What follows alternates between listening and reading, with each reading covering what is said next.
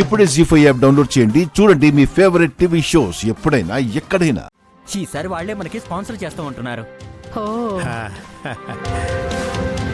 పోనీలేండి, ఈసారైతే మీరు ఖచ్చితంగా గెలవాలి.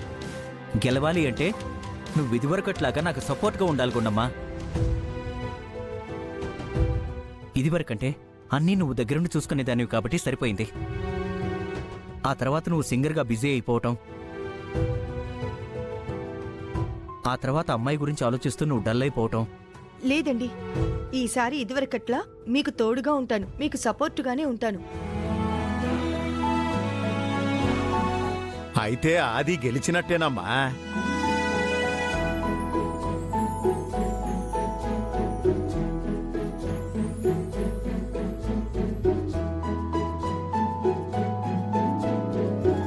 ఈసారి జరిగే ఫ్యాషన్ షో కాంపిటీషన్లు గెలిచేసి మళ్ళీ పూర్వ వైభవం సంపాదించేద్దామనుకుంటున్నారా?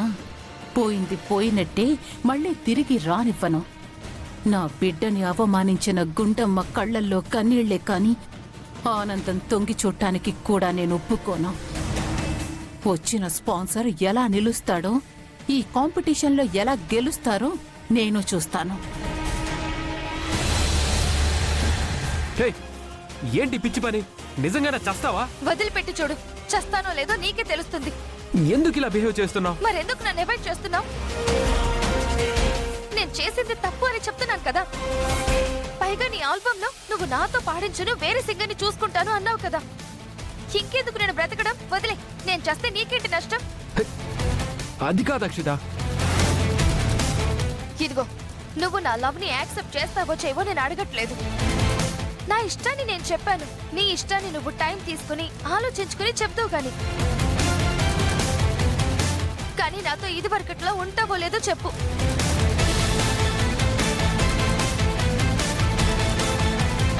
ఉండను అంటే వదిలేసే, వెళ్ళిపోతా. అక్షిత, ఏంటి ఉంటావా దూకాలా?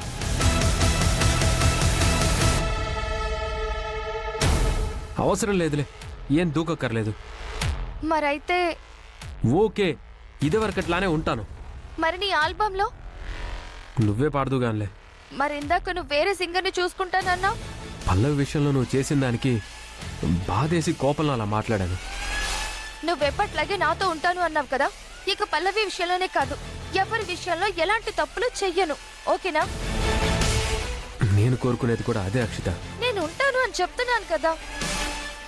సరే, థ్యాంక్ యూ సో మచ్.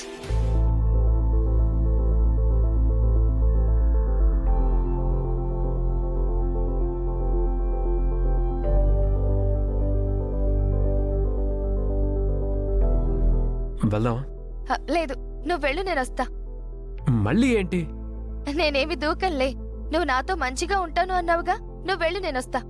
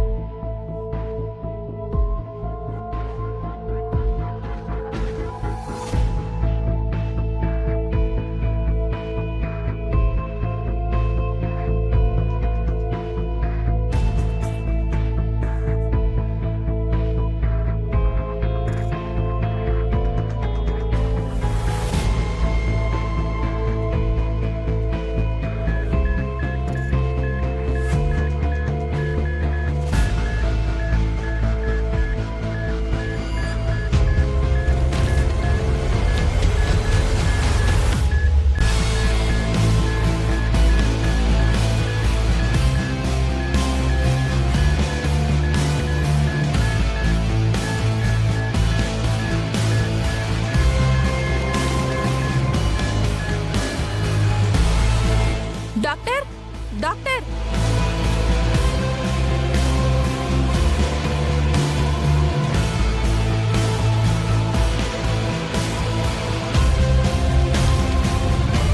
ఏంటి సిస్టర్? అతనిలో కదలికలు వస్తున్నాయి డాక్టర్, చూడండి ఒకసారి.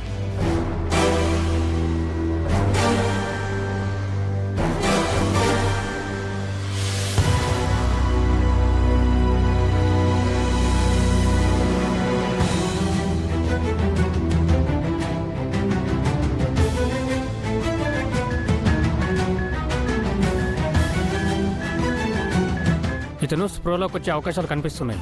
వెంటనే గుండమ్మ గారికి ఫోన్ చేయండి. అలాగే డాక్టర్.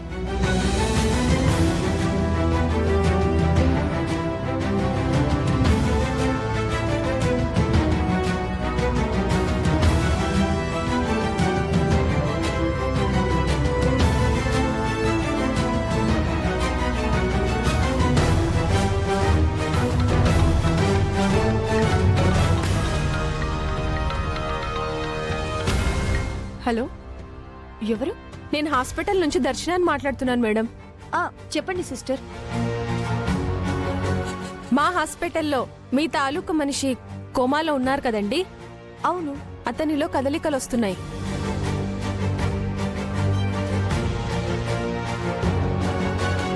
అతను స్పృహలోకి వచ్చేలా ఉన్నాడు. ఏం చెప్తున్నారు మీరు? అవును మేడం, డాక్టర్ గారు మీకు ఇన్ఫార్మ్ చేయమని చెప్పారు. ఇప్పుడే వస్తున్నానండి.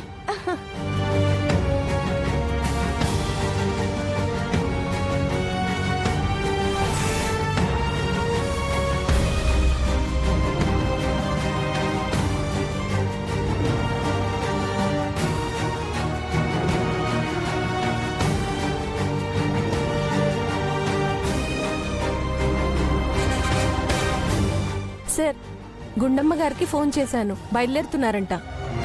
ఓకే.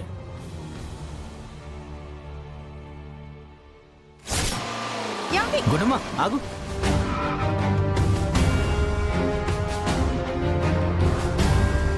ఏమైంది గుణమ్మ?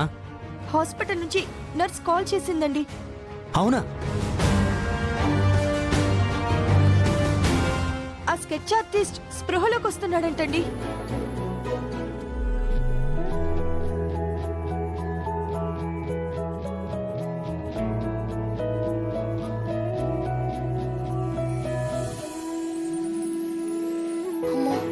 వాడు స్పృహలోకి వస్తే ఎలా? పెదమ్మా, అయితే అతని స్పృహలోకి వస్తే చెల్లి ఎవరో తెలిసిపోతుంది కదా? అవును గీత, తెలిసిపోతుంది. ఇప్పుడు పల్లవి హాస్పిటల్కి వస్తే నిజం తెలిసిపోతుంది. పల్లవిని ఎలాగైనా ఆపాలి, కానీ ఆ గుండమ్మ ఆపనివ్వదే. అమ్మా, అయితే వెంటనే వెళ్దాం. పదండి పదండి పదండి పదండి, త్వరగా వెళ్దాం.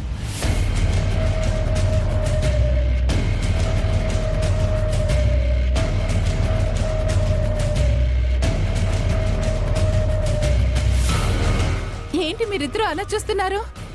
గుండమ్మా, ఇంతకాలంగా నువ్వు నీ కూతురు గురించి ఎలా ఎదురు చూస్తున్నావో నేను కూడా అలాగే చూస్తున్నాను.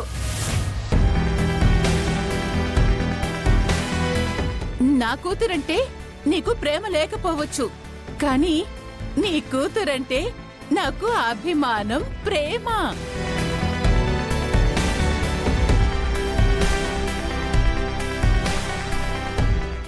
జీ5 యాప్ డౌన్లోడ్ చేసి అన్ని ఎపిసోడ్స్ పూర్తి ఉచితంగా చూడండి.